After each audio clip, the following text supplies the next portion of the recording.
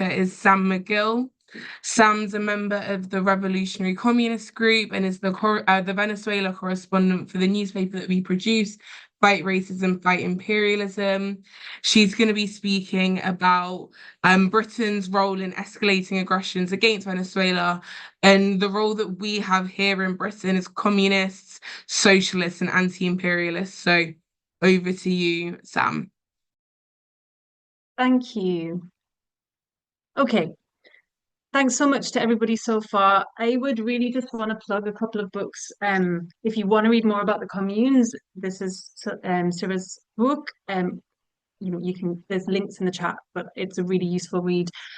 Also, I know that she's contributed to some of the analysis and work on the Commune or Nothing book, which again is a really useful summary and kind of investigation into communes in many different parts of Venezuela. So I'd really recommend that.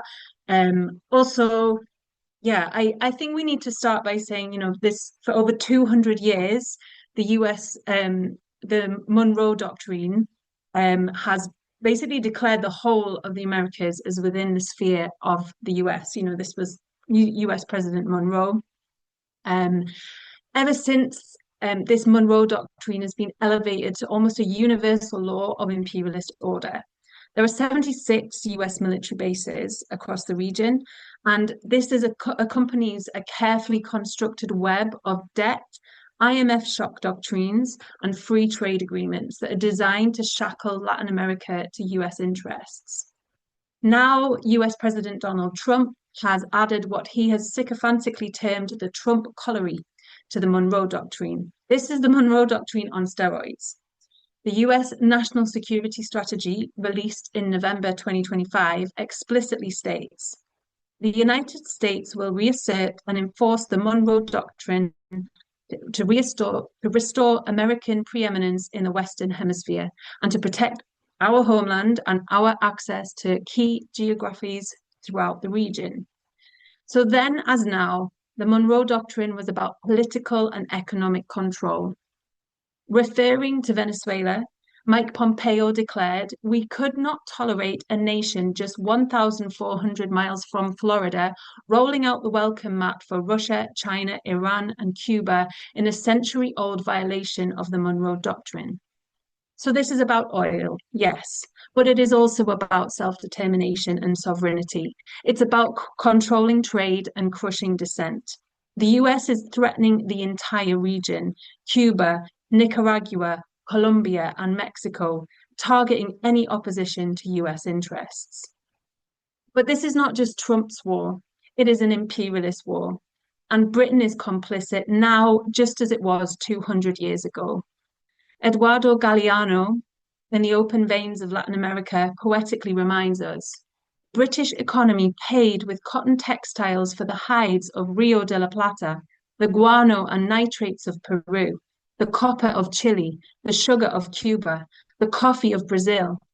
Industrial exports, freightage, insurance, interest on loans, and profits on investments fed British prosperity.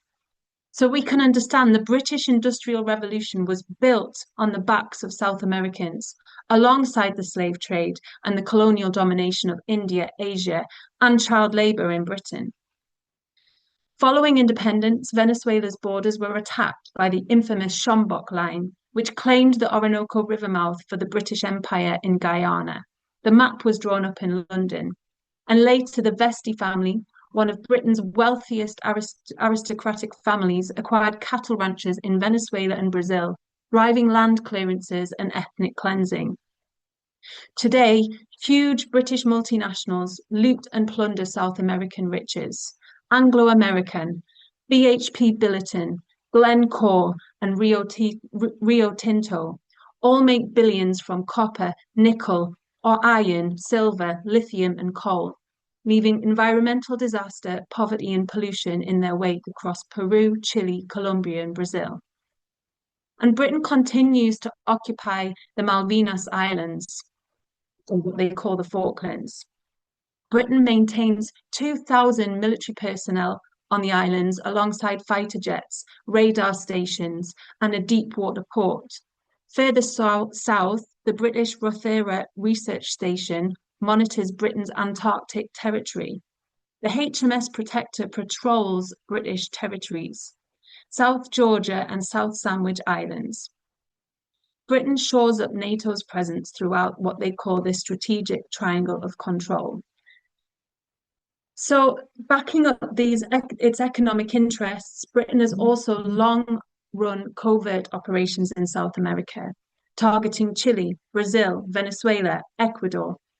The British Embassy in Havana has operated as a proxy for covert US operations against Cuba for decades. And in 2019, a secretive reconstruction unit for Venezuela was exposed, operating out of the British Foreign Office. So it's no surprise then that Britain also refuses to recognise Venezuela's election results, as if Britain has any right to comment on the sovereignty of another nation. And this led to the farce in 2019 when Britain, following the US lead, instead recognised Juan Guaido as a phony interim president of Venezuela. And this was despite the fact that Guaido had never stood in a single election. But this crucially provided a convenient cover for Britain to freeze 31 tons of stolen Venezuelan gold in the coffers of the Bank of England, where it remains today. These are some of our tasks. Therefore, Labour Prime Minister Keir Starmer's stance on the US bombing of Caracas and the kidnapping of Maduro is no surprise. This former human rights lawyer failed to condemn this brutal violation of the UN Charter and instead declared that Britain has long supported a transition in Venezuela, regarded Maduro as an illegitimate president, and we shed no tears about the end of his regime, his words. Then, last week, the British Ministry of Defence shared intelligence and sent RAF surveillance and a Royal Navy ship to participate in the hijacking of an oil tanker that had been carrying oil between Venezuela, Russia, and Iran. US planes used civilian airstrips in the Scottish Islands in Wick and Benbecula, and this seized oil tanker is now being restocked just off the coast of Scotland. So this is piracy. Only those who ignore Britain's colonial history should be surprised. Britain is desperate to protect its extractivist profits in the continent, and it is now vying for a piece of Venezuela's oil pie. So what are our tasks in Britain? Firstly, to stand against imperialist war everywhere and anywhere. This is a basic anti-imperialist duty, and it requires us to stand against the imperialist Labour government who are active participants in this aggression. With the threats to socialist Cuba, to Colombia, to Mexico, to Nicaragua, we have to ramp up our activities. Venezuela and Cuba are brothers in arms, and together they've been leading the resistance to imperialism and the Monroe Doctrine for decades. So we have to mobilize, mobilize, and mobilize again. Secondly, it is our task to bring the issue of Venezuela and the war on South America into the Palestine movement here in Britain. As Sarah talks about, people have been mobilized around the genocide in Palestine, but they see it as almost like a disconnected issue to what's happening in the world today. We have to get across that the struggle for Palestinian liberation is the struggle to defend Venezuela's sovereignty. The struggles are interconnected. Venezuela cut ties with Israel in 2009 and has supported South Africa's genocide case against Israel at the International Court of Justice. Huge marches and conferences have been held in solidarity with Palestine, addressed by Venezuelan leaders, including President Nicolas Maduro. Legendary liberation fighter Leila Khalid visited Venezuela and exchanged with the communes, speaking at a state-sponsored conference for Palestine. Despite facing crushing US-led sanctions and the oil blockade, Venezuela has sent 84 tons of aid to Gaza. So no wonder there are murals to Hugo Chavez on the illegal Israeli apartheid wall in the West Bank. And we have a duty to link these anti-imperialist struggles and fly the Venezuelan and the Cuban flag proudly alongside the Palestinian flag. It's no coincidence that Maria Corina Machado, the Venezuelans, like the main opposition person in Venezuela that, Trump's been crafting and promoting, it's no coincidence that she's a Zionist. And she herself has said the struggle for Israel is the struggle for Venezuela. Well, The people on the streets of Caracas, the people on the streets of Venezuela who are protesting in solidarity with Palestine, they clearly know that their struggle is interwoven with the struggle of the Palestinians, that this is a struggle against imperialism. Finally, it is our task to break the media blockade. The very countries that the US is now threatening are the same countries that have defied the logic of imperialist domination, charting their own independence, building alternative societies, and putting people above profit, fighting for socialism. Venezuela's Bolivarian Revolution has plowed oil reserves into social missions. These are some facts that we can get across to people on the streets. 5 million units of social housing built. What's happening here? They're knocking down social housing. You know, there's the social cleansing from London, people being scattered across the whole country, houses being built that people can't afford.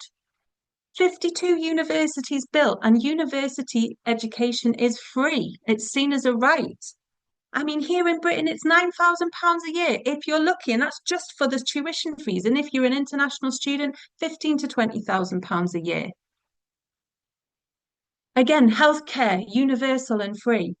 3 million cataract operations performed for the people of the continent. You know, Cuba and Venezuela, they paid for 3 million people from across the whole of Latin America to come to Venezuela, to come to Cuba and have their cataracts removed.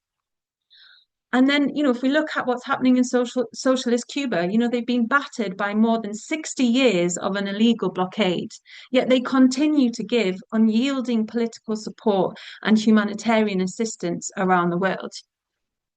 So, you know, they train doctors from around the world for free. They send humanitarian assistance to any nation struck by disaster. And this is a tiny island beset by this blockade. Yet we're told that these countries are dictatorships, and there's a general lack of knowledge about these achievements, even amongst the left. And we have to change this. This is part of our task. We're told that Maduro is a dictator who has no popular support and stole the elections. We have to fight back against these lies. Maduro has stood in 3 presidential elections, each one observed by hundreds of electoral observers, and each time he has won over 6 million votes. 2024's election was targeted by a cyber attack. That's why the election results were delayed, and that's why the media was able to claim fraud. But these same media outlets that claim fraud, none of them bothered to report the findings of the US-based National Lawyers Guild, who had a really detailed analysis of the elections, and they refuted these claims. And also, you know, as we've heard tonight, you know, it's not just the presidential elections. They've won multiple elections. Last year, there was a major election for National Assembly and governors, and they won a landslide. And of course, it's not just about these elections, it's also about the communas and the participatory democracy, which we've heard about tonight. You know, over 4,300 communes, 5,300 communal circuits, each made up of thousands of residents. Last year, this process, they managed to complete 20,000 local projects doing this. And these are projects that were proposed and managed by the community themselves, direct participatory democracy. So we have to get this across to people. We have to get this information out there and challenge even those on the left who used protest to repeat the lies, participating in the manufacturing of consent for war. You know, we're told by groups like the Revolutionary Communist Party who say that Venezuela has bureaucratically stifled all incidences of popular participation. This completely denies the vibrant democracy of the communes and the social movements that we've just seen on the streets tonight. And we've got the Socialist Workers' Party who talk about the repression of working people. And this again completely ignores the social advances made by Venezuela that we've heard about tonight. And I keep repeating this quote. As Malcolm X warned us, if you're not careful, the newspapers will have you hating the people who are being oppressed and loving the people who are doing the oppressing.